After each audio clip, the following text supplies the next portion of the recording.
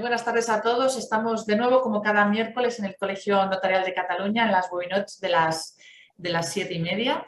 Y hoy contamos con la presencia de una querida compañera, queridísima compañera, Almudena Castellirona Martínez.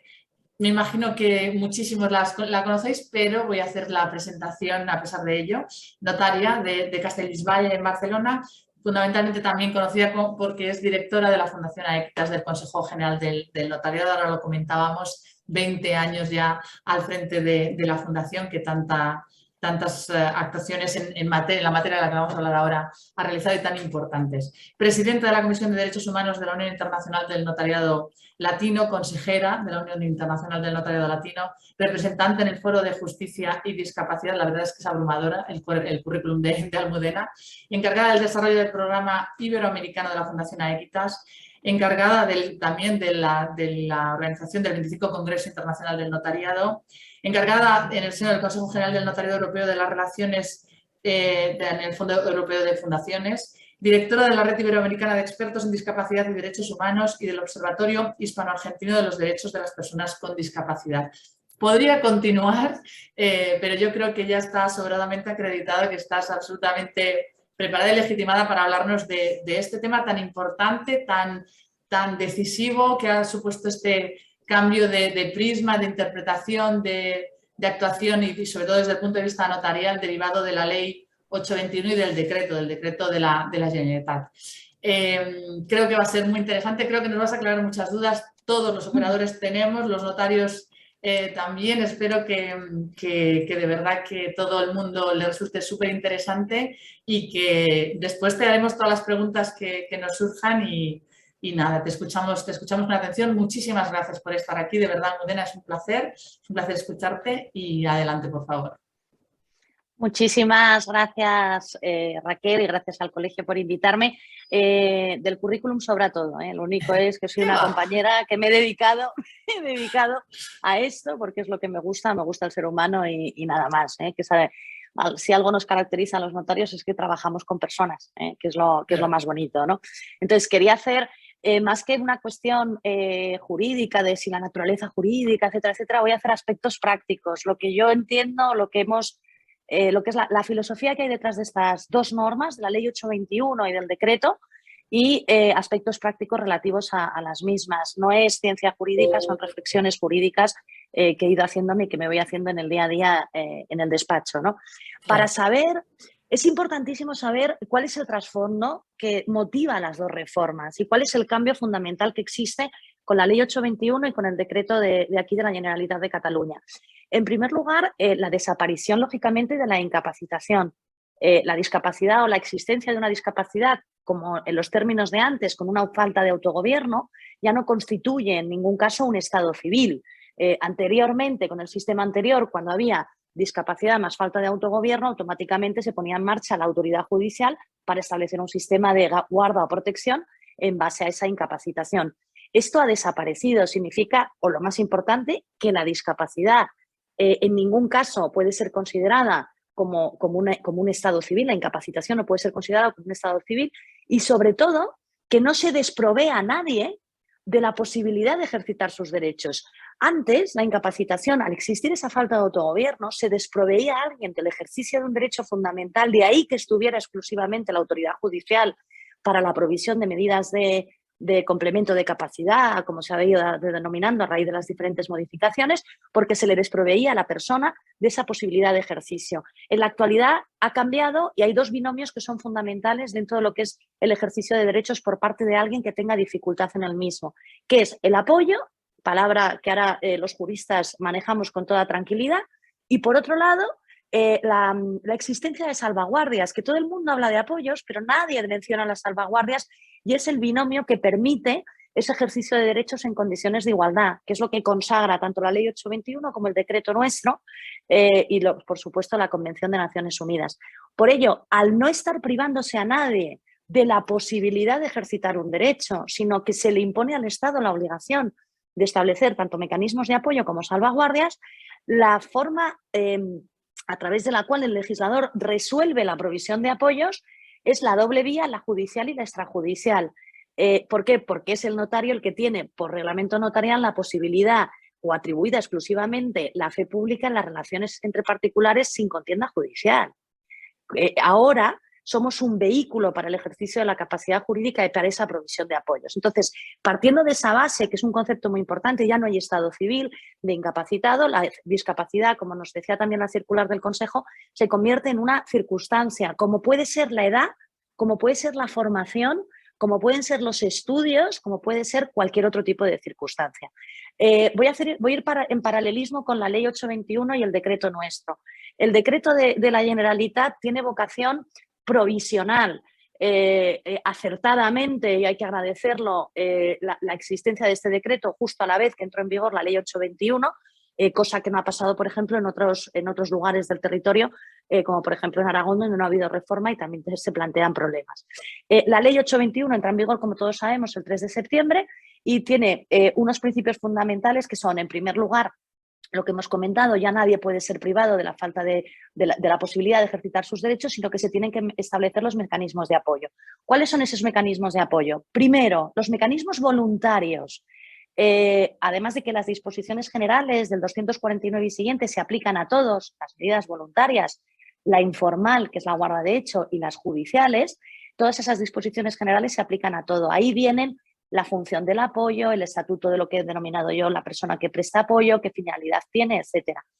Las medidas voluntarias son la escritura de designación o acuerdo de apoyo y, por otro lado, también se conciben los poderes o mandatos preventivos. Esto en la Ley 821. Tenemos que recordar que con arreglo a la legislación anterior y antes de la reforma, no nos olvidemos que se presumía la capacidad de todo el mundo salvo incapacitación. O sea, la capacidad se presume y se ha presumido siempre. Ahora no nos ha cambiado tanto el ejercicio de la función, sí que se nos ha reforzado mucho en la forma de actuar nuestro juicio de capacidad, como es lógico, pero el cambio no es tan drástico, no hacemos nada distinto de lo que hemos hecho con anterioridad. Hemos de cambiar lo que es la forma de actuar o el chip, a lo mejor, que tenemos cada uno de nosotros. Dentro de las medidas voluntarias, ya he comentado que está la designación o el acuerdo de apoyo, los poderes o mandatos preventivos. La informal de la ley de la ley 821, la guarda de hecho. En relación con la guarda de hecho, si voy muy rápido me dices, pero quiero ir rápido para intentar tocar varios temas. No, yo creo que perfecto, se te sigue perfecto, Almudena. En relación con la guarda de hecho, es un apoyo informal. Informal quiere decir, los apoyos son formales cuando tienen forma documentada, como es lógico. Informal, hay varios apoyos informales en la vida, ayudas necesarias para el ejercicio de la capacidad jurídica, pero la guarda de hecho se le confiere este estatus de apoyo informal, es decir, apoyo legal en realidad. En el artículo 264, creo que es, que regula la guarda de hecho, se ha dado un poco de confusión entre la acreditación de la guarda y la actuación del guardador. Se intentó que se estableciera un mecanismo diferente para acreditar la existencia de la guarda, no prosperó esta posibilidad, pero aquí sí quiero dejar claro que si el guardado, es decir, la persona a la que están ayudando, tiene aptitud para manifestar, conformar voluntad, la actuación del guardado y el guardador se convierte y se reconvierte en una medida voluntaria, en un apoyo voluntario. Es decir, en una escritura de designación o acuerdo de apoyo. Luego hablaré de la asistencia y de la guarda de hecho, que aquí es distinta. ¿Vale? Si el guardado no tiene aptitud para manifestar y conformar voluntad, ahí sí, como no es posible, pero no por una discriminación por razón de discapacidad, sino por una situación de hecho que impide la actuación del guardado. Pensemos, por ejemplo, en personas muy mayores que ya no tienen esa aptitud para manifestar y conformar voluntad, pero que hay un cuidado adecuado alrededor de la familia. Esa persona que guardada, que ya no puede conformar ni manifestar voluntad, no puede actuar dentro de lo que es cualquier tipo de actuación, ya sea para ir al banco o ya sea para solicitar una pensión, y en ese caso es el guardador el que actúa. Para acreditar esta existencia de la guarda de hecho, que es una cuestión de hecho, en la práctica podemos utilizar la vía del acta de notoriedad. Ya la veníamos utilizando de antes. Se puede utilizar a día de hoy, por supuesto. ¿Por qué? Porque es una constatación, es una acreditación de un hecho en concreto. Ahora, ¿cómo se articula esa medida o ese acta de notoriedad? Lógicamente, bajo la responsabilidad del notario. La documentación que tienes que pedir, la visita al domicilio para ver que la persona está cuidada, quién se encarga de la persona cuidada, y luego ese documento de la guarda de hecho cuando el guardado no puede manifestar y conformar voluntad, lo que le autoriza es para realizar los actos a los que se refiere el 264. Son actos de administración ordinaria, como ocurre aquí, no de representación, porque la representación exige autorización judicial, y sí se permite, bien expresamente, las prestaciones sociales, las pensiones y actuaciones de frente a la administración. ¿Por qué se incluyó esto? Porque muchísimos supuestos de incapacitación se producían porque querían pedir una prestación social por una prestación de la ley de dependencia o porque se les daba más puntos a la hora de poder tener una residencia, ¿vale? Entonces, ¿cuáles son mis recomendaciones en el caso en que se articule una guarda de hecho por acta de notoriedad? Que se documente, lógicamente, que se haga visita a la persona guardada para verdaderamente apreciar que no hay posibilidad de manifestar y conformar voluntad. Eso es una competencia nuestra, y por otro lado, efectivamente, dejar constancia en el documento que no es que habilite para actuar en cualquier término, sino solo en los términos, en este caso, del 264 del Código Civil, ¿vale? En el ámbito judicial, por ejemplo, hay casos de guardas de hecho que se están haciendo ya en la reconversión de las sentencias, que luego hablaré un poquito del derecho transitorio, en los supuestos en el ámbito judicial. Por ejemplo, nos estamos encontrando con autos donde constatan la existencia de un guardador. Pensad que si no existe ese acta de notoriedad y la gente acude al juzgado, el juez va a tener que hacer dos juicios. El primero, la existencia de un guardador, y el segundo, la autorización judicial. Dos juicios no son dos procedimientos, sino dos juicios de jurídicos, por decirlo de alguna forma, ¿no? Entonces, la existencia de esa guarda de hecho se resuelve por auto judicial y en ese caso también se establece los sistemas de control o administración, o también, por ejemplo, la necesidad de autorización judicial si el caso es que se haya pedido para, por ejemplo, una venta de un inmueble y en la misma resolución se hace constar esa autorización judicial. Si hace falta, podemos poner a disposición, Raquel, si te parece bien, de los colegiados, los diferentes autos que se han dictado en esta materia, por si los quieren ver. Pensemos que nos puede servir también a nosotros de orientación de cómo encauzar nuestra actuación en el caso de la guarda de hecho. Y finalmente la curatela. La curatela es asistencial por excelencia, ¿vale? Y solo en casos excepcionales sería representativa, ¿de acuerdo? Y por otro lado está el defensor judicial, que se olvida que se incluyó un apartado muy en concreto en la reforma del Código Civil, que es la posibilidad de que se establezca como medida de apoyo para actos concretos, aunque sean recurrentes. Pensemos, por ejemplo, en el supuesto de una persona que sea titular de varias acciones o de un paquete de acciones que tenga que ir a unas juntas o a una junta de propietarios y se quiera hacer constar que es una actuación recurrente. No vamos a estar solicitando una medida de apoyo judicial del defensor judicial continuamente, sino que el juez lo puede autorizar aunque sea recurrente. Ya no solo es el defensor judicial para los supuestos de conflicto que tenemos todos en la cabeza, ¿no? Entonces, ese es el esquema a nivel estatal de las medidas de apoyo. Hay que saber que las preferencias son las voluntarias, son subsidiarias las judiciales y solo en defecto o insuficiencia de las medidas voluntarias o de la guarda de hecho cabe la existencia de medidas judiciales, ¿vale?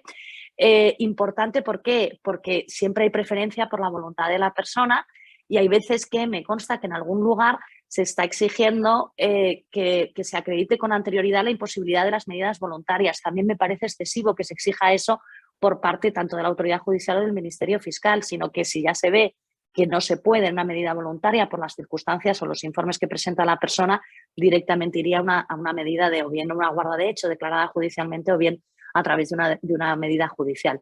Si nos fijamos en el decreto nuestro, el de la Generalitat de Cataluña, es provisional. Nos han solucionado un problemón que hubiéramos tenido si no llegamos a tener este derecho sustantivo. Pero la forma ha sido muy diferente. ¿Por qué? Porque ahora, medidas a futuro, a partir del 3 de septiembre, tenemos dos medidas fundamentales, la asistencia notarial y la asistencia judicial. Esas son las dos medidas fundamentales. ¿Y por qué no cito la guarda de hecho? Porque la guarda de hecho en Cataluña está muy restringida a solo lo que es administración ordinaria. No tiene esa virtualidad que tiene a lo mejor en el ámbito del Código Civil, administración ordinaria sí. Dentro de lo que es, claro, administración ordinaria, no sé, no me consta expresamente si, por ejemplo, una administración pública lo admitiría como mecanismo para poder solicitar una prestación social. Si la inercia que venimos teniendo es que no lo han permitido, no creo que no lo están permitiendo. No lo van a permitir. no lo van a permitir y por eso sería bueno, es un problemón, porque la mayoría de las personas mayores se encuentran en situación de guarda de hecho. La guarda de hecho es la situación... Habría que gestionarlo. Claro, porque soluciona muchos problemas en la práctica, ¿no? O sea, pensemos que es que la mayoría de las personas mayores que están cuidadas, que están atendidas, se encuentran en esa situación, ¿no? Entonces, la guarda de hecho sí es cierto que en el ámbito de Cataluña no tiene mucha virtualidad práctica por la configuración que tenemos, ¿vale? De hecho, creo recordar que en caso de residencias, nuestra regulación dice que en el plazo de 72 horas el director de la residencia lo tiene que poner en comunicación del Ministerio Fiscal, la existencia de una persona con posibilidad de ser guardada con la regulación anterior, que sigue vigente para los casos anteriores, ¿no? Porque no lo han suprimido. Voy al tema de la asistencia notarial, documento a través del cual se designa a la persona o personas que puedan prestar ayuda o asistencia y la asistencia judicial. En el tema del derecho transitorio, sí quería apuntar dos distinciones. La primera, la regulación estatal sí prevé una serie de disposiciones transitorias, hace una equiparación porque no podemos dejar a las personas en el limbo, como es lógico, y lo primero que hace la disposición transitoria primera es queda prohibida y proscrita la incapacitación y quedan suprimidas las prohibiciones de derechos. ¿Qué significa? Repercusión práctica notarial. La prohibición de otorgar testamento ha decaído desde el 3 de septiembre. Otra cosa es la regulación nuestra, que tenemos regulación específica, ojo con esto, ¿vale? La prohibición de otorgar testamento ha decaído automáticamente por la disposición transitoria primera, por mucho que la sentencia hubiera prohibido expresamente la posibilidad de otorgar testamento. Me refiero a la regulación del resto de España, ¿vale? Segundo, para no dejar a las personas en el limbo, las anteriores personas sujetas a tutela están ahora bajo el régimen de la curatela representativa, también patria potestad prorrogada y rehabilitada. Los que estaban sujetos a la curatela asistencial y se rigen, por tanto, por la curatela representativa y por la curatela asistencial. Hemos de cambiar el chip en cuanto a lo que era la curatela, la tutela, porque se han mantenido los nombres, pero son figuras totalmente distintas. El apoyo, ya sea la escritura voluntaria de designación de apoyos o la designación o los acuerdos de apoyo, y el curador asistencial y el defensor judicial implican la actuación necesaria de la persona que recibe apoyo. La iniciativa del negocio es de la persona que recibe el apoyo. La decisión del negocio es de la persona que recibe apoyo. El apoyo lo que tiene que ayudar a esa persona a tomar la decisión exclusivamente y a permitir que se realice esa información necesaria para su proceso de toma de decisiones. Pero la iniciativa del negocio no es ni del curador asistencial, ni del defensor judicial, ni tampoco de la persona designada como mecanismos de apoyo. Lo mismo pasa en el ámbito de la asistencia. La iniciativa es del asistido, no del asistente. Y el que conforma y celebra el negocio jurídico es el asistido, ya sea por mecanismo de asistencia notarial o asistencia judicial. Otro tema que quería ver, voy viendo el esquemita que tengo, pero por ir sacando temas desde el punto de vista prácticos. Por eso tenemos que tener muy claro que el apoyo, la persona que presta apoyo no es el que firma con, es el que ayuda a, ¿vale? Y ese ayuda a, el tema de los apoyos, pueden ser personas o pueden ser instrumentos, mecanismos, porque pueden ser apoyos a la comunicación, puede ser un montón de cosas. Sí es cierto que se ha criticado por parte de algún sector de nuestros compañeros que no hay un elenco de apoyos. Es que es imposible que haya un elenco de apoyos porque hay tantos apoyos como personas haya en el mundo. O sea, la diversidad existe y los mecanismos que ayudan a una persona para tomar decisiones son muy diversos. Es imposible que haya un elenco de apoyos. Se ha criticado también que a lo mejor es muy parca la regulación del 255. Lo mismo podríamos decir de la asistencia notarial, pero tampoco es tan parca porque habla de la persona o personas, es decir, en el caso en que el apoyo sea prestado a través de una persona, ¿vale? Pensemos que el término apoyo es muy propio del ámbito social. La educación con apoyo existe y significa, y no por eso la profesora que ayuda, la profesora de refuerzo, ni está influyendo indebidamente en la persona, ni está haciendo un abuso de derechos, sino que está ayudando al alumno que necesita ayuda a desarrollar su propio proceso de educación. Lo mismo en el trabajo. El apoyo en el trabajo existe los mecanismos que son necesarios y no por eso el salario lo recibe la persona que presta apoyo, todo lo contrario, lo recibe el que realiza el trabajo aunque necesite ayuda, ya sean técnicas o personales, ¿vale?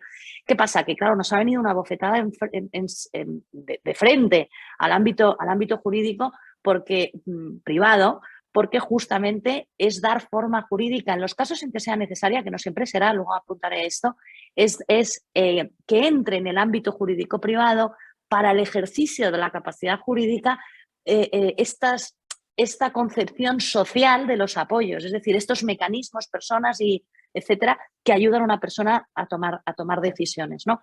Entonces, el contenido de la escritura es muy variado. Y sí que viene un contenido mínimo, tanto el 255 como la regulación catalana. Habla de la persona, habla de las reglas de funcionamiento, habla de las medidas de control, que son las salvaguardias, que son muy importantes. Habla de, también pueden haber consentimientos alternativos. Fijaros que es importante que todo ese contenido le demos forma jurídica, porque aquí a lo que está apelando es a la creatividad jurídica del notario. Si somos algo, somos creadores de derecho. En el momento en el que todo venga taxativo en la norma, pues no servimos para nada, que nos sustituyan por un formulario.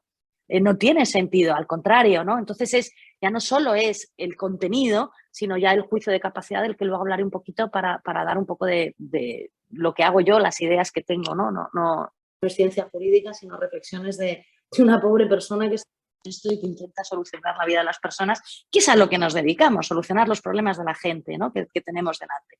Entonces, en el caso del contenido, recomienda también plazo de revisión, se pueden establecer mecanismos para la modificación o revocación, por ejemplo, es decir, que para que pueda ser modificado este régimen de asistencia o de apoyo, en el caso del Código Civil, necesite o me preste el consentimiento o me ayude a tomar esa decisión tal persona o tal otra.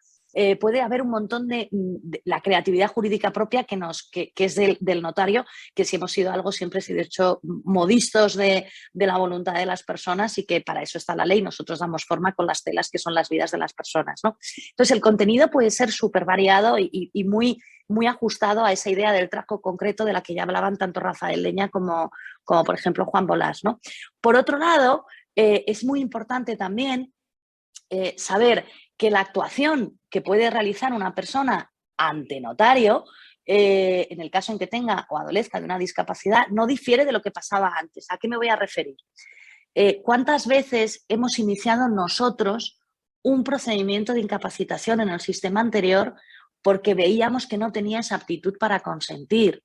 Y por un solo acto jurídico se ha producido la puesta en marcha de un procedimiento, se produjo en su momento la puesta en marcha de un procedimiento judicial que daba lugar a desproveer a la persona de esa capacidad y atribuírsela a otra, ¿no?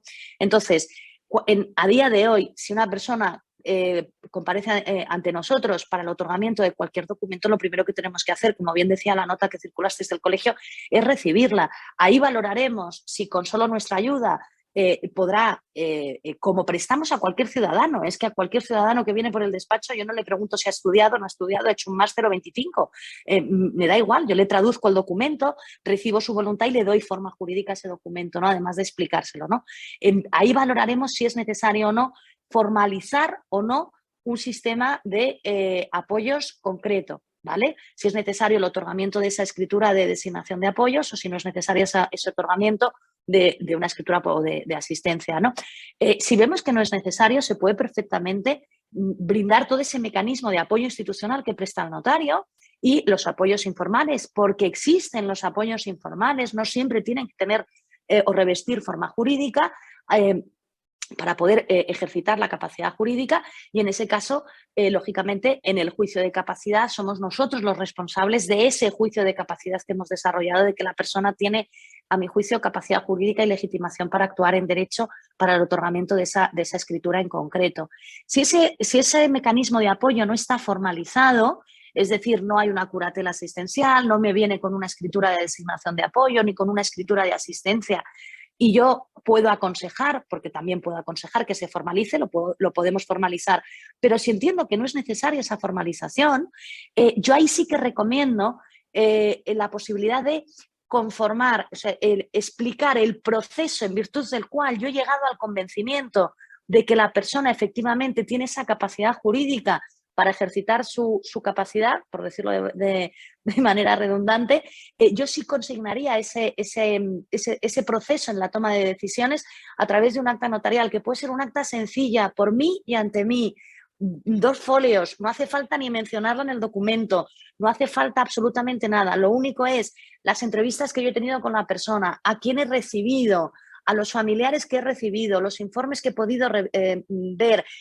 las respuestas que me ha dado la persona a la hora de hablar yo con ella. Y una vez, y eso se puede hacer, ¿con qué idea? Porque con la idea no de salvar nuestra responsabilidad, sino de apuntalar el ejercicio del derecho.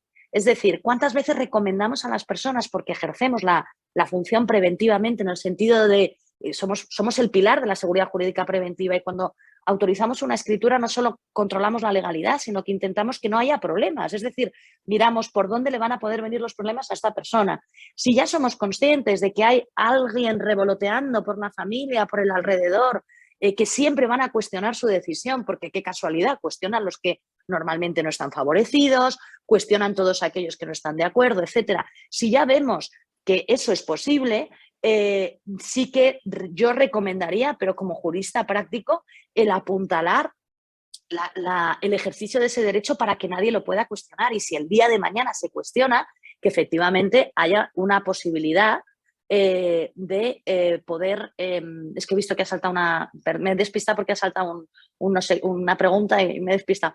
Existe esa posibilidad de hacer constar la actuación del notario, lógicamente, pero sobre todo el proceso de toma de decisiones de la persona. Es con esa finalidad de apuntalar el derecho ejercitado, de la cual de ese acta ni se tiene que expedir copia ni nada tiene que tener conocimiento absolutamente, sino que es una cuestión. ¿Cuántas veces hemos recomendado actas para desheredaciones o en el caso de revisiones fiscales, antes de lo del valor de referencia, ¿no? Oye, te pueden hacer una revisión fiscal, haz un acta de fotos para acreditar el estado de la finca. No, eso son actuaciones preventivas. Pues la idea del acta de conformación de voluntad va en esa línea, ¿no? Ni siempre es necesaria, ni siempre es obligatoria, sino que en el momento en concreto veremos y valoraremos esa necesidad de que se realice, ¿no? Porque la virtualidad que tiene la actuación notarial es ese contacto directo con las personas, con la familia y con el lugar. Y puede ser también que la persona venga con un sistema o un mecanismo de apoyo, o que lo quiera establecer juntamente con nosotros, ¿no? Hay que tener perspectivas distintas, o hay que saber que la perspectiva que tiene la persona que quiere establecer un sistema de apoyos y los familiares de alrededor, pienso en los padres, ¿vale?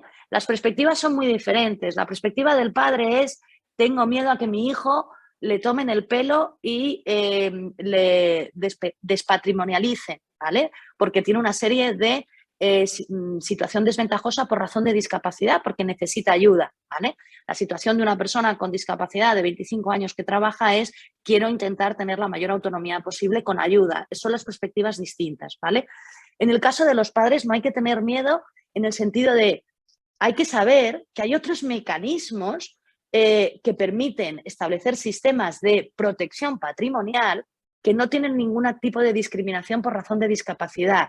Pensemos, y lo sabemos todos, que con carácter general en los testamentos, yo no sé vosotros, pero a mí continuamente están poniendo administración de los bienes para los hijos menores de edad hasta los 25 años. Y porque son inmaduros o porque quieren que estudien. Entonces, el sistema de los administradores especiales, que viene regulado también en nuestro código, además, que además podemos excluir la autorización judicial, está en el 222-41, ese es un sistema a través del cual el que recibe el bien lo recibirá como yo le haya establecido, es decir, lo recibes con las administraciones especiales que yo te haya dicho. Pero ahí no hay ninguna discriminación por razón de discapacidad, es decir, la administración especial no se pone por razón de discapacidad, porque se puede poner a cualquier persona. También existe la figura del patrimonio protegido, se puede ordenar por testamento también. Estoy en la perspectiva de los padres, ¿vale? O de las personas, o de los abuelos, o de las personas que están alrededor.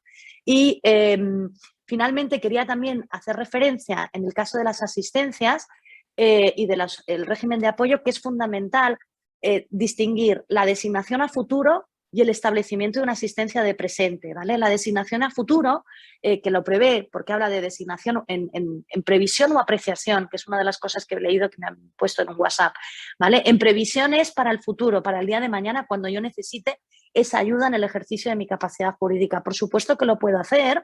Lo más importante va a ser a partir de qué momento se va a dar esa actuación, cómo se aprecia esa necesidad. Pueden establecerse otra vez la creatividad jurídica al poder, o pueden establecerse diferentes tipos de mecanismos o la apreciación por parte del propio notario.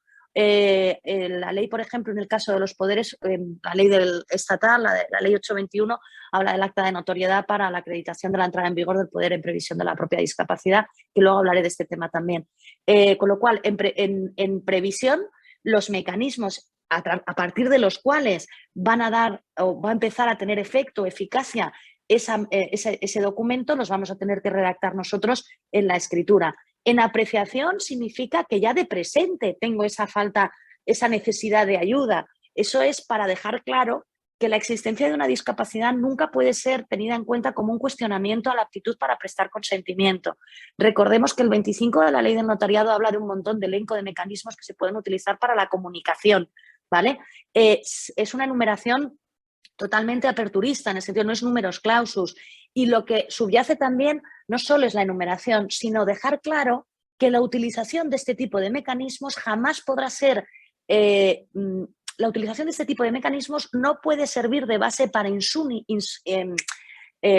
para pensar que en el futuro insinuar, perdón que no me salía la palabra, necesito apoyo, para insinuar que la persona no tenía aptitud para prestar consentimiento, porque tengamos claro que subyace todavía la idea en la sociedad de que las personas con discapacidad intelectual, mental, psicosocial o necesidad no tienen aptitud para prestar consentimiento porque no estamos de acuerdo con la decisión adoptada, ¿no? Entonces, es una forma en que el legislador deja claro que la utilización de estos mecanismos jamás podrán ser utilizados como una negativa a la aptitud para prestar consentimiento. Me quería referir también al juicio de capacidad un poquito. No sé cómo vamos de tiempo, Raquel. Vamos perfectamente, son las 8:03, perfecto. Vale, y al derecho transitorio, es que me enrollo y me emociono un poquito. Derecho transitorio y de capacidad, sí. Sí, son dos cuestiones que tienes que tocar, o sea que adelante. Sí, entonces el tema de los documentos yo creo que ya más o menos queda claro. Sí es importante saber que si es un acuerdo de apoyo o una designación de apoyo de presente, una asistencia acordada, la persona que presta apoyo debe comparecer lógicamente en la escritura. Además, le tenemos que informar de sus obligaciones, que su obligación no es sustituir a la persona, sino ayudarla en su proceso de toma de decisiones, informarla, etcétera, etcétera. Lógicamente, tiene que comparecer y si es una designación en previsión, el día en que vaya a ejercer ese apoyo tendrá que comparecer. En el tema del derecho transitorio, que además lo apunté antes, pero se me fue, apunté antes en relación con la ley 821, diciéndoos que tanto la curatela representativa como la curatela asistencial no son las mismas ni curatelas ni tutelas que teníamos con anterioridad, porque los principios son fundamentalmente diferentes, ¿vale? En el caso de la curatela representativa, lógicamente actuará la persona que ejerza esa curatela representativa. Os voy a poner un caso. Yo el 4 de septiembre tuve una herencia de una persona incapacitada judicialmente. Es que el mismo día 4 venía el tutor, había un defensor judicial. Lo primero que hice es retrasarla por algo muy sencillo, porque estaba todo el mundo menos la persona con discapacidad. Tenemos que procurar, la retrasamos 2 días, tenemos que procurar la participación de la persona con discapacidad en la medida en que sea posible. Se ha retrasado 2 días, lógicamente. Vino la persona con discapacidad. Os digo que con un libro de pictogramas me comuniqué con ella. Yo no le hice el libro de pictogramas, me lo trajo ella, porque es la forma en la que ella se comunica normalmente. ¿Cuántas veces explicamos las legítimas haciendo quesitos o las hipotecas dibujando casitas? O sea, es algo que estamos acostumbrados. Eso es un pictograma, no es nada distinto. Es un mecanismo que me ayuda a hacer sencillo algo que es complicado para quien no sabe derecho, ¿no? Vino, lógicamente, la persona con discapacidad. También, lógicamente, firmó el defensor judicial. El régimen no ha cambiado. En el derecho catalán, si os dais cuenta, la disposición transitoria lo que ha hecho es, en cierta forma, dejarlos petrificados bajo ese régimen. Si es verdad que pueden ir a una revisión, pero les ha dejado petrificados bajo el régimen anterior, aplicándosele los principios de ahora, ¿vale? Por decirlo de alguna forma. Es algo, la norma sigue vigente, en tanto en cuanto no haya sido revisada. A la persona que me vino, lógicamente, no les hice ir a revisar la sentencia, no tiene sentido. Les informé, pero tenían que cumplir con los plazos, como es lógico, firmamos la escritura y se les... No te oigo, Raquel. Te lo están preguntando en el chat. ¿Qué ocurre si vienen No veo el chat. Dice, ¿qué ocurre si vienen unos padres con patria potestad prorrogada a comprar con dinero de Discapat que no puede consentir? ¿Lo admitimos o pedimos que le modifiquen las medidas y les nombren curadores representativos? Patria potestad prorrogada. Pero está... vale, entonces es conforme a la ley 821. Sí. Vale. Me imagino que preguntará... Sí, me imagino que sí. A ver, es que eso es una... Subyace la idea de que todo quisqui que era tutor o patria potestad prorrogada o rehabilitada va a ser nombrado curador representativo. Nos sorprenderíamos porque muchos están yendo a guarda de hecho. Yeah. Es que el problema es que las sentencias antes eran totales para todo y en todo y no había una graduación. Y ahora se obliga, sí que se obligaba antes, pero no se cumplía porque existía esa graduación, ¿vale? Entonces, vamos a ver, yo no puedo obligar a nadie a hacer una revisión de una sentencia. Tienen un plazo de 1 año, tienen un plazo de 3 años, perdón, y desde que se inicia la revisión, 1 año. ¿Cuándo hay que hacer las revisiones de las sentencias? El fin de semana estaba en Canarias con los jueces y los fiscales hablando de este tema. Vamos a ver, sentido común. Una persona de 90 años o de 85 años que está sujeta a una tutela que no necesita realizar ningún acto jurídico, a día de hoy no es necesario revisar la sentencia porque no tiene necesidad. Esperemos a que proceda la revisión de oficio. En relación con los padres, que me estaba preguntando el compañero, me imagino, sujeto a patria potestad prorrogada, dice que inaptitud absoluta para consentir. No lo sé, a lo mejor habría que verle para saber si existe esa inaptitud absoluta para consentir. No lo sé, habría que comparecer con la persona, no estoy desconfiando de los padres, pero sí esa iniciativa de vamos a ver a una persona, si efectivamente tiene esa inaptitud absoluta para consentir y si recomendaría esa actuación conforme a la voluntad, deseos y preferencias, a la historia de vida de esas personas, que quién mejor que los padres van a conocer la historia de vida de esa persona, aun cuando tenga una discapacidad muy, como se dice comúnmente, profunda. Voluntad, deseos y preferencias hay, porque gustos hay, ¿vale? A lo mejor no son tan importantes como pensamos que son los nuestros, ¿no? Pero gustos hay y saben perfectamente si le gusta la playa o le gusta el campo, ¿vale? A lo mejor son cuestiones básicas, no todo es el mundo jurídico patrimonial, sino también está el ámbito personal, ¿vale? Entonces, lógicamente son esos padres. Si conoces, que es otra virtualidad práctica que tiene el notario, estamos cerca de las familias, conocemos a las familias, conocemos la historia de vida, ¿por qué no lo vas a dejar hacer esa compra? No es que le vayas a dejar, es que le tienes que tienes que ser el vehículo a través del cual ejerciten ese hecho, ¿vale? Pero sí lo haría constar en la propia escritura de compra y también haría constar en la escritura, como hice yo en la de septiembre, les informo de la conveniencia de reformar y de acudir para proceder a la revisión de la resolución judicial y ajustarlo. Entonces, los que tienen que ir a revisión clara son aquellos, y voy a utilizar un símil de costura, son aquellos cuya sentencia les puso un traje rígido, que no pueden ni respirar, o aquellos que les pusieron un traje holgado, que no les sirve para nada, por decirlo de una forma gráfica. Pero no todo el mundo tiene que ir a revisar automáticamente a día de hoy, porque tampoco es necesario y también vamos a saturar los juzgados, ¿vale? En el caso del derecho catalán, si todavía está en ciernes la reforma, salvo que sea muy necesario, claro, mi respiración ha sido, es que no sé cómo va a quedar aquí. Entonces, este decreto es para transitorio, como su propio, es un régimen transitorio. Entonces, no sé si sería necesario, depende del caso concreto y depende de, a lo mejor es que le queda, ayer en el colegio de abogados decían, es que es una tutela que es para todo y no tiene sentido porque esta chica tiene capacidad y tiene aptitud para poder consentir. Digo, bueno, pues en ese caso, vete a reformar, a pedir una asistencia. ¿Vale? Pero dependerá del caso concreto. O sea, se nos ha complicado el trabajo en el sentido de que nos va a llevar mucho tiempo, eso tengámoslo claro, ¿eh? Era mucho más cómodo cuando nos venían con el papelito de la autorización judicial y lo que sí, lo que no. Pero yo solo hago una reflexión. Estamos poniendo en juego nuestra comodidad y la dignidad del ser humano. Allá cada cual con qué es lo que prima en la balanza, si la dignidad de la persona o mi comodidad y mi tiempo, ¿no? Entonces, al final es la dignidad de la persona y nosotros estamos tanto para dar seguridad jurídica como para solucionar problemas.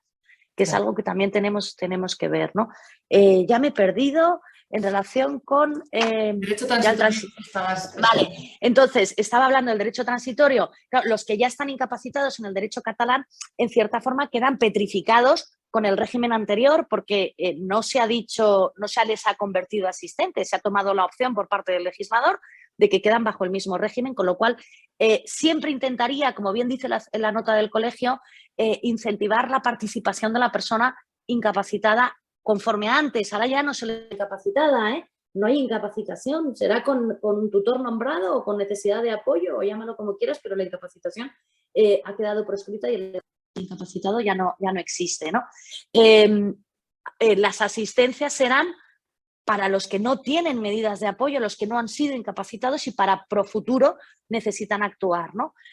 Sí, me preguntaron ayer que si podíamos a través de la vía notarial hacer esa revisión judicial. No podemos porque el legislador no lo ha permitido. Si se hubiera permitido, podríamos efectivamente hacer ese cauce, ¿no? Pero si no se ha permitido por parte del legislador, yo no lo recomiendo, y si se hace, siempre poniéndolo en conocimiento del Ministerio Fiscal para su aprobación posterior y de la autoridad judicial, teniendo en cuenta que no somos nosotros los que tenemos que revisar ese sistema de apoyo. Se propuso, pero no se admitió como vía para descargar a jueces y fiscales. Bueno, pues es la única vía. Los que están ya incapacitados tienen que ir a la vía de la revisión siempre que sea necesario, ¿vale? Sí me interesa también saber, una de las cosas que nos tenemos que plantear es cuál es el motivo y el para qué, ¿vale? ¿Por qué? Porque ya sé que el motivo no es causa, pero hay veces que los motivos son tan importantes que se pueden elevar a la categoría de causa, ¿vale? Pasa con los poderes preventivos y pasa con la asistencia. ¿Por qué? Porque el por qué, el para qué necesita una designación de apoyos. ¿Es para la realización de una o es para algo, es un mecanismo de apoyo para el desarrollo de la persona, ¿vale? ¿Por qué? Porque puede perfectamente una persona con síndrome de Down de 20 años, ¿qué problema tiene en el ejercicio de su capacidad jurídica? Que el banco, como lo lleva escrito, no le permite sacar dinero de su cuenta ni hacer absolutamente, le dicen que venga acompañado o no le dejan, ¿no? Puede perfectamente, a ver, si la persona no necesita apoyo, lo puede realizar perfectamente sin necesidad de apoyo. Si quieren formalizar una asistencia, puede hacerse una asistencia también exclusivamente al ámbito bancario. Puede hacerse una asistencia exclusivamente al ámbito de la administración. Puede hacerse una asistencia exclusivamente al ámbito de la disposición de bienes. No estemos pensando siempre en lo que son los poderes generales. Ayer también me preguntaron, pero yo creo que el tema de derecho transitorio ya más o menos está visto, es para futuro. Me preguntaron también que cuál era la distinción entre el apoyo y el poder en previsión de la propia discapacidad y el nombre, ¿vale? La diferencia es muy importante. La actuación de una persona con apoyo requiere la actuación de la persona que recibe el apoyo. Ya lo llames recibe apoyo o asistido, actúa la persona que recibe el apoyo junto con la ayuda del asistente, del que presta apoyo, etcétera. En el caso del poder, el poder es el instrumento que autoriza a otro a actuar en mi nombre. En el caso del poder, en previsión de mi necesidad de apoyo, me pasabas antes la pregunta de ¿tenemos que seguir hablando de poder en previsión de la falta de capacidad? No, tenemos que hablar de poder en previsión de la necesidad de ayuda en el ejercicio de la capacidad o de asistencia en el ejercicio de la capacidad. ¿Cuándo o cómo podemos poner, lo importante es ahí la virtualidad de poner cuándo empieza o cómo se aprecia esa necesidad de ayuda en el ejercicio de la capacidad, o incluso podemos poner cuando ya la inaptitud, o sea, cuando ya no puedo ejercer mi capacidad. En el caso del poder, la actuación del poderante no se requiere, actúa el apoderado. Siempre conforme a la voluntad, deseos, preferencias y lo manifestado por el poderante, pero actúa solo el apoderado. Y esto es representación, pero no es sustitución de la voluntad de la persona, porque es una representación que nace de la voluntad de la propia persona. Entonces, ahí está la distinción entre asistencia, apoyos, ayudas y apoderamientos preventivos y mandatos preventivos. En este caso, tenemos que tener también muy clara la diferente perspectiva, igual que hablaba de los padres y de los hijos con discapacidad, personas mayores. Me preocupan muchísimo las personas mayores y los temas de los poderes. Tenemos que hacer efectivamente poderes en previsión de la propia discapacidad o como en previsión de la necesidad de ayuda o inaptitud para manifestar consentimiento, muy al caso concreto, muy al traje concreto. El poder preventivo que requiere Amancio Ortega difiere mucho del poder preventivo que yo necesito. Difiere una barbaridad, porque nuestra vida personal, patrimonial y etcétera no tiene absolutamente nada que ver, con lo cual esos trajes a medidas en los poderes hay que hacerlos, y por eso hablaba de la causalización y de los motivos, ¿no? De por qué se confiere, para qué se confiere. Yo hago muchos en relación con mayores que solo contempla administración, que contempla venta con determinados requisitos en una determinada cuenta bancaria, contempla contratación de servicio doméstico, que no nos olvidemos que muchas personas necesitan contratar servicio doméstico si tienen la posibilidad de pagarlo para poder estar en casa, hacen referencia a dónde quieren vivir, dónde quieren residir, etcétera, etcétera. También prestaciones sociales y ley de dependencia y médico, ámbito médico distinto de la voluntad médica anticipada para poder pedir los historiales, ¿vale? Todo ese tipo de facultades las suelo incluir en el caso de las personas mayores. No les incluyo, como es lógico, ni la fianza porque no les interesa, ni la constitución de sociedades porque no les interesa.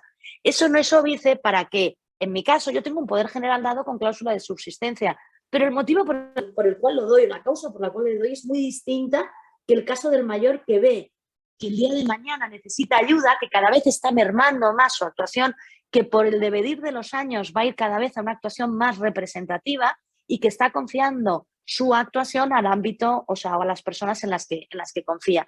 En cuanto al juicio de capacidad, que no sé cómo vamos,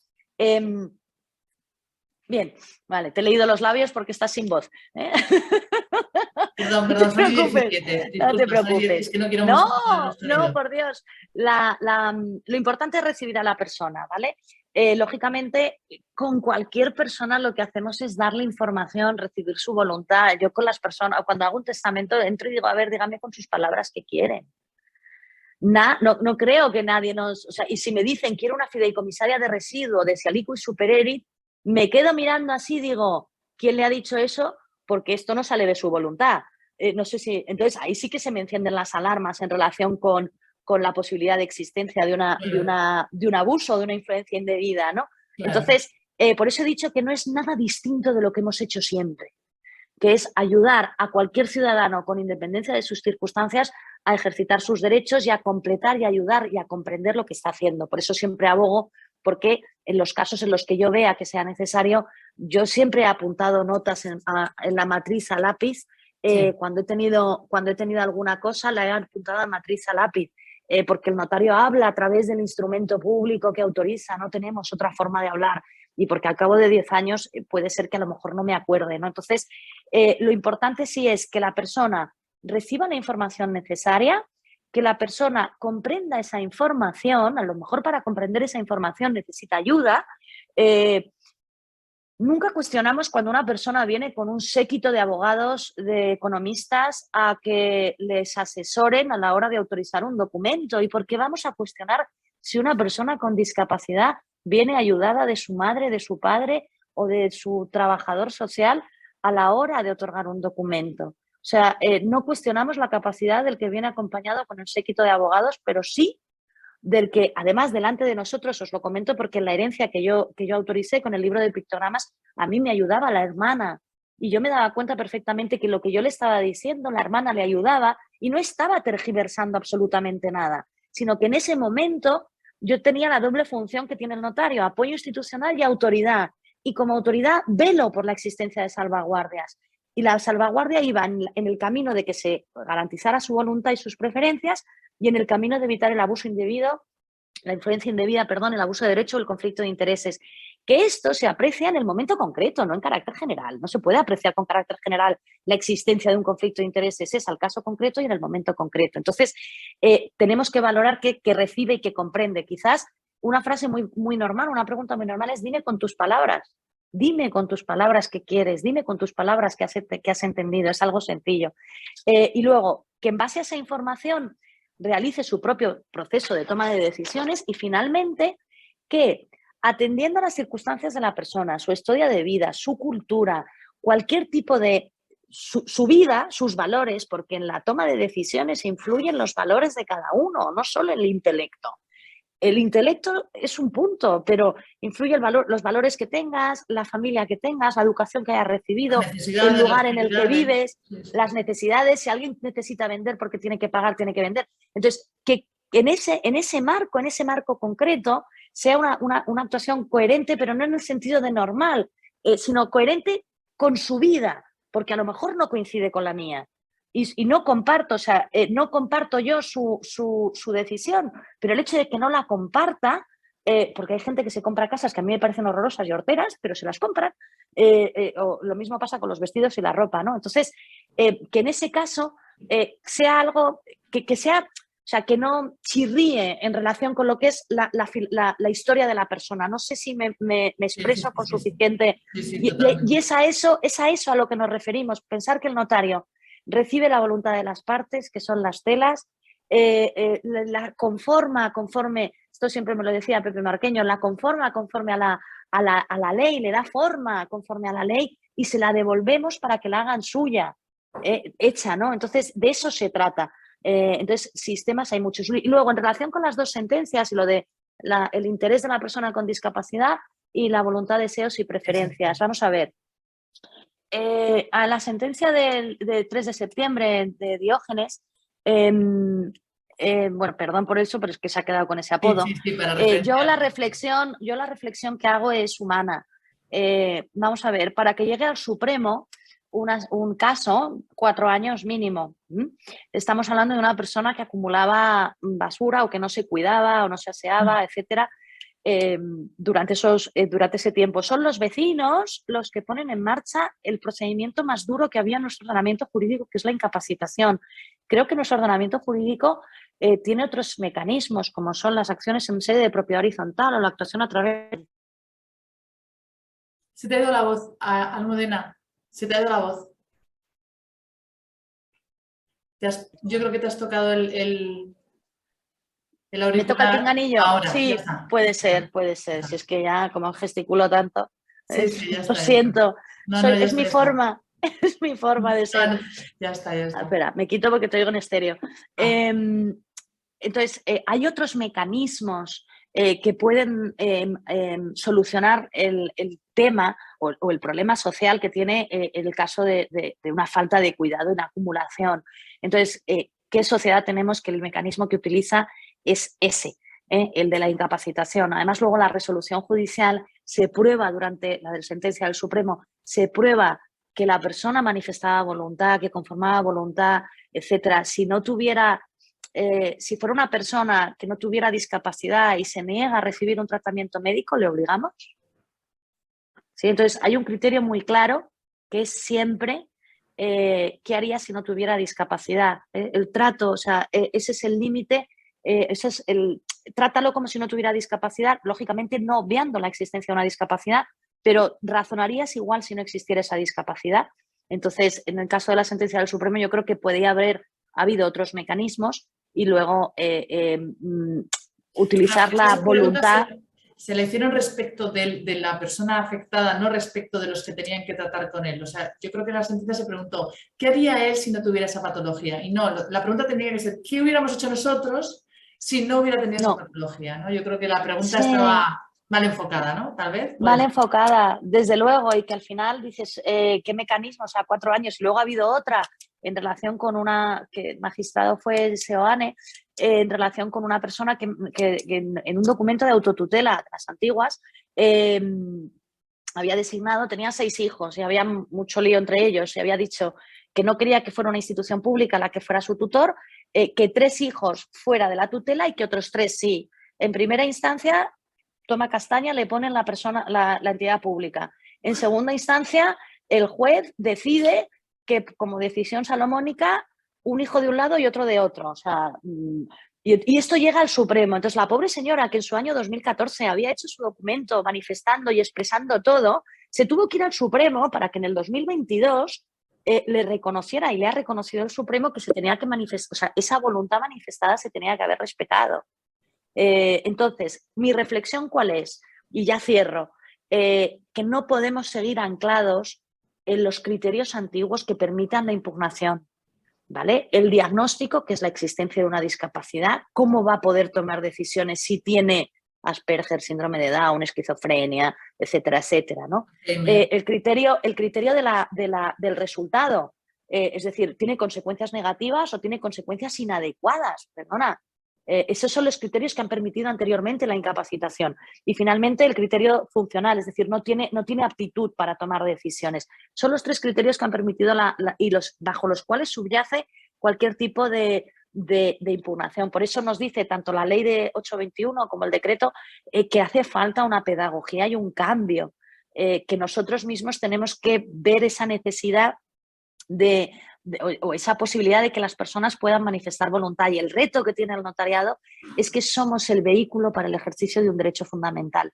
Si nosotros permitimos el ejercicio del derecho fundamental, la persona podrá. Si no, seguiremos vetando la posibilidad de que se ejercite. No sé si me dejo algo o si hay alguna pregunta. Yo creo que el tema da para muchísimo, pero son las 8:27. Hay varias preguntas. Bueno, yo tendría muchísimas, pero casi que te llamo otro día porque si no acaparamos. Mira, sí, voy a leer las que están en el chat. Dice, entiendo pues que no cabe la posibilidad de constituir una asistencia con facultades representativas por la vía notarial, ¿verdad? Eso sería un poder preventivo o un poder, no una asistencia. Y luego preguntan, con una persona con problemas de ludopatía, adicción a redes, ludopatía, creo que ludopatía no es otra cosa, pero bueno, que conlleva riesgo económico, o para una persona que acumula animales, por ejemplo, su preferencia es recoger gatos hasta el punto que prioriza a los gatos a sus necesidades básicas. ¿Cuál sería la mejor opción para este tipo de personas? A ver, hay que saber que ni la incapacitación, ni la no incapacitación, ni las medidas de apoyo pueden solucionar problemas que son sociales y médicos. Vamos a ver, la incapacitación tampoco lo solucionaba. Una persona que tiene un problema de ludopatía lo que tiene que, o puede un sistema de autoprotección, claro, imponiéndose o autolimitándose o necesitando una autoasistencia, puede ser perfectamente, es que haga una escritura de asistencia que diga que para ese ámbito necesitará la ayuda de una persona, si es que para intentar, es la única vía, un patrimonio protegido, si tiene un certificado de discapacidad. Conozco un caso de una señora, lo hizo Juan Bolas, que era gastaba mucho, y lo que hizo fue su propio patrimonio protegido para autolimitarse, entre comillas, o está la resolución de Louis Jou en materia del poder, con una limitación, ¿os acordáis de la resolución de entidades jurídicas en esta materia, ¿no? Entonces, hay que buscar el sistema, pero no por eso el mecanismo del rodillo pató y la incapacitación es una locura, ¿no? El tema de los gatos, etcétera, son medidas sociales. Claro. No son medidas notariales, ni judiciales, ni fiscales. De actitud para el ejercicio de la capacidad jurídica. Hay que ir al ayuntamiento, hay que poner en marcha medidas sociales. La incapacitación no le va a ayudar, ya no existe, y el establecimiento de sistemas de apoyo no le va a ayudar si no reconoce la necesidad de apoyo. Partamos de la base. Claro. Una persona que quiera ejercitar su capacidad jurídica con apoyo tiene que darse cuenta de que necesita apoyo para el ejercicio de la capacidad jurídica. Claro. Otra persona no te ha entendido muy bien en cuanto al no me extraña, no me entiendo ni yo. No, de la persona con síndrome de Down, que dices que comentabas que a lo mejor en las entidades de crédito no le dejaban operar y que podía constituir una medida de apoyo solo para la práctica bancaria. Dice que lo pregunta como si fuera obligatorio. Dice, ¿se le debe constituir porque para el caso concreto sea necesario su apoyo o para qué? Para que el banco le deje operar. La distinción es importante. No, lo primero que tiene que hacer la persona es saber si quiere o no esta medida de apoyo. O sea, la voluntad nace de la persona con síndrome de Down, ¿vale? Estamos teniendo, y además era otra de las preguntas que me pasaste tú, Raquel, hay que hacer mucha pedagogía, no solo los operadores jurídicos, también en las entidades bancarias. ¿Por qué? Porque una persona con síndrome de Down que no está, ni tiene medida de apoyo, ni tiene una sentencia de las antiguas, ni nada de nada, tiene su plena capacidad, como la hemos tenido siempre todos, y no necesita ayuda para el ejercicio de esa capacidad jurídica, y no necesita, se tiene que quejar, sinceramente, ir al defensor del cliente o a quien sea, porque no le tienen que exigir que vaya acompañado con nadie, ¿vale? Pero si una persona con síndrome de Down sabe que para manejar el dinero necesita ayuda, porque suele pasar que yo, por ejemplo, mi madre, por ejemplo, no tiene síndrome de Down, pero mi madre o cualquier persona que a lo mejor se lía con los euros, ¿vale? Y a lo mejor en el cambio, en las vueltas, en manejar cantidades a partir de determinadas cantidades, necesito ayuda, puedo formalizarlo para eso. No es que, porque si estoy formalizando una medida de apoyo porque no me deja ejercitar mi capacidad jurídica al banco, no es eso. Es si es necesario para solucionar los problemas o porque yo quiero. Yo no lo tengo claro. Claro, Exacto. claro. Dice, si es muy incapaz, seguiremos teniendo que ir al juez. Una persona, bueno, con la A que no ver, podemos comunicarnos y entendernos, y ¿no? Supongo que si no el podemos llegar.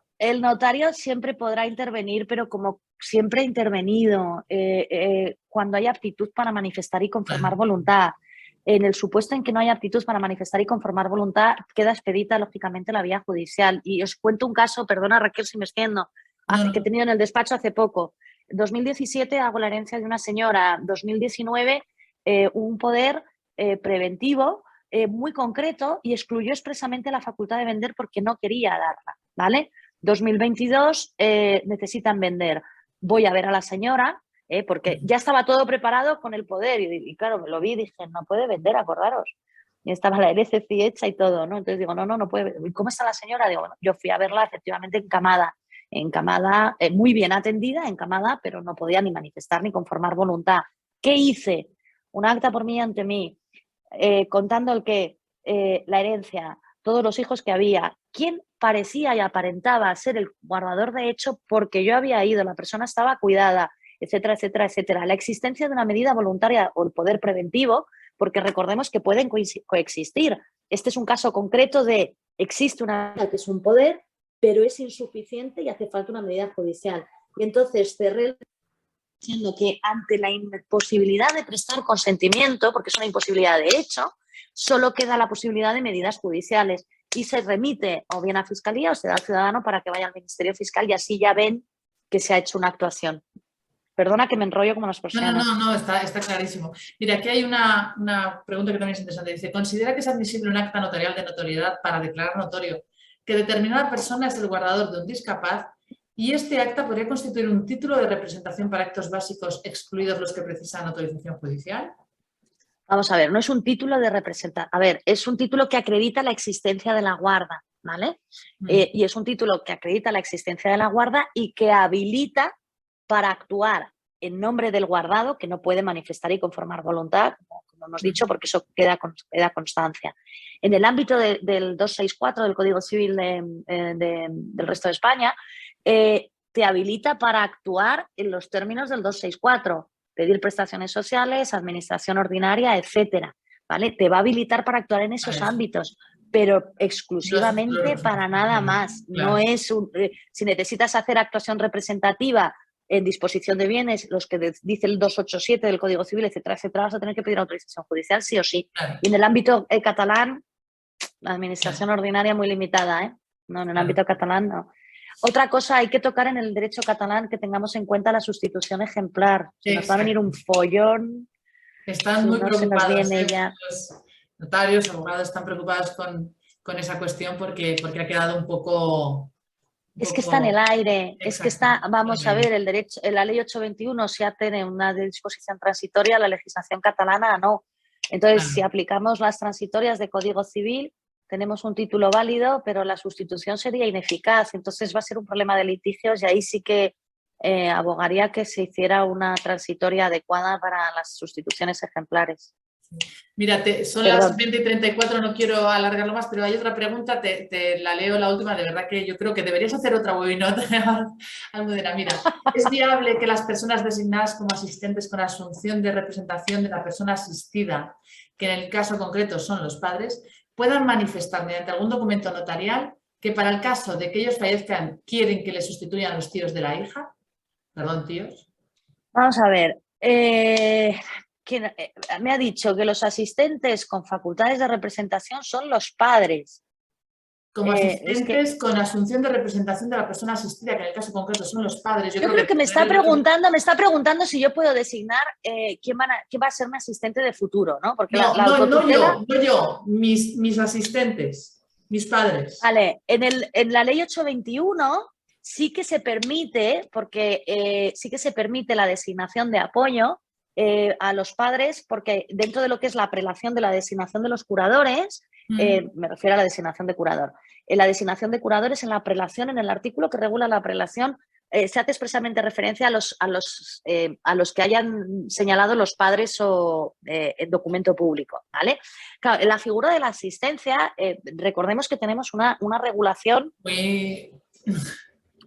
transitoria, ¿no? Entonces, que Sí. gracias a Dios que la que tenemos, porque si no hubiera sido esto tremendo, ¿no? Pero Sí. tenemos una regulación transitoria va hacia el futuro. Igual que hay que hacer algo en relación con la sustitución ejemplar, tenemos que hacer algo en relación también con esto. Si ese supuesto, de hecho, parte de la base que la persona no tiene aptitud, es decir, está en imposibilidad de hecho para manifestar y conformar voluntad, porque la primera persona que va a ser el asistente es la Sí, designada por mí. Entonces, claro. claro que hay supuestos de personas que están en situación de imposibilidad de prestar un consentimiento, o sea, de manifestar voluntad desde el minuto 1, claro que hay supuestos y por desgracia, ¿vale? Sí. En ese caso, yo habilitaría efectivamente a los padres a que ¿quién mejor que los padres? Pero no solo eso, yo los testamentos que he hecho hasta ahora les hacía el consejo de tutela, que dieran reglas en relación con lo que es y que explicaran, porque ¿quién mejor que los padres conocen a ese hijo? ¿Qué le gusta, qué no le gusta? Aunque parezcan tonterías, no lo son, porque al final es lo que quiere cualquier padre, es que sus hijos sean felices, ¿no? Entonces, dar reglas y sí que podrían designar, yo lo llamaría, ahora lo que tenemos es el nombramiento de tutor o curador, pero yo lo llamaría designación de apoyo también, pero tendría Claro. que preverse, por supuesto, claro que sí. Igual que la ley 821 se permite en esa prelación, siempre que vaya detrás del designado por la persona. ¿No? ¿Me explico? O sea, que puedan los padres. Bueno, yo creo que has entendido tú mejor la pregunta que yo, pero yo creo que se refiere al caso de una persona que designa asistentes a sus padres y dice, yo creo que debería decir la persona que ha constituido esa asistencia. He visto que ha puesto que era el caso el que estaba diciendo. Sí, dice, sí, este es el caso. Quiero decir que creo que tú lo has entendido y yo no, pero el supuesto que yo he creído que es vale. Una persona que constituye asistencia y son sus padres los asistentes, que si ellos pueden decir, oye, si yo fallezco, yo padre, no la persona que los ha nombrado asistentes, sino ellos que son los asistentes, no el asistido, si ellos pueden decir, oye, si yo fallezco, que sea asistente de mi hija, pues mi hermano. Lo dirás tú, Raquel. Si tú tienes aptitud, por eso, que lo tiene que decir el asistido, no el asistente. Pues eso es yo había entendido la pregunta por ahí, no sé si es así o no, pero bueno, dice que es por sentencia judicial. Ahora dice que es por sentencia, dice, sí, este es el caso, es por sentencia judicial, se ve que sea... Es por sentencia judicial, pero entonces ya está nombrado, ya tiene nombrado, tendrá una tutela, una curatela anterior, una patria potestad prorrogada anterior. En ese caso, esperaros a la revisión, claro. Si merecen. Muy bien, de verdad, Almudena, yo creo que podríamos estar aquí un montón de tiempo más. Yo tengo unas cuantas preguntas, así que casi que te emplazo para adentro, descansa un poco, te emplazo para otra sesión porque da de sí, es interesante. Es verdad que hay que hacer un cambio de perspectiva desde todos los ámbitos, todos los sectores jurídicos tenemos que aprender a interpretar y a trabajar con estas nuevas normas. Mira, y al final la reflexión, yo creo, notarialmente es la misma que cuando hacíamos jornadas en materia de ley de jurisdicción voluntaria. La proximidad con el ciudadano y con la persona que entra en los despachos para solucionar algún problema, eso es lo que nosotros hacemos siempre y lo que nos permite asumir estas nuevas competencias, estas nuevas perspectivas, porque estamos próximos al ciudadano y a la persona que viene a solicitar algún servicio notarial, y por eso yo creo que lo podemos hacer o podemos intentar hacerlo lo mejor posible, ¿no? Como mínimo. Pues de verdad un placer, Almudena. No, gracias a vosotros. Y no quiero que se desconecten las personas a las cuales agradezco, como siempre, la asistencia, sin anunciar la jornada del miércoles que viene, interesantísima en esta materia, pero desde el ámbito internacional, organizada por el Instituto Notarial de Derecho Internacional Privado y presidida por mi compañero, por Pablo Vázquez. Va a haber unos ponentes de lujo y de verdad que es sobre esta materia, pero con aspectos internacionales. Os invito a todos, es asistencial, también hay la opción de conectarse, pero es asistencial en el colegio, así que os espero a todos el miércoles que viene a las 4 empieza en la sede del Colegio Notarial. Muchísimas gracias por vuestra asistencia y muchísimas gracias de verdad. Gracias a vosotros, gracias a ti y espero haber ayudado un poquito. Que sí, desde luego que sí, pero da para mucho, o sea que te emplazo a otra. Da para mucho, cuando queráis. Muy bien, muchísimas gracias de verdad. Muchas gracias a todos, buenas noches. Gracias. Hasta ahora.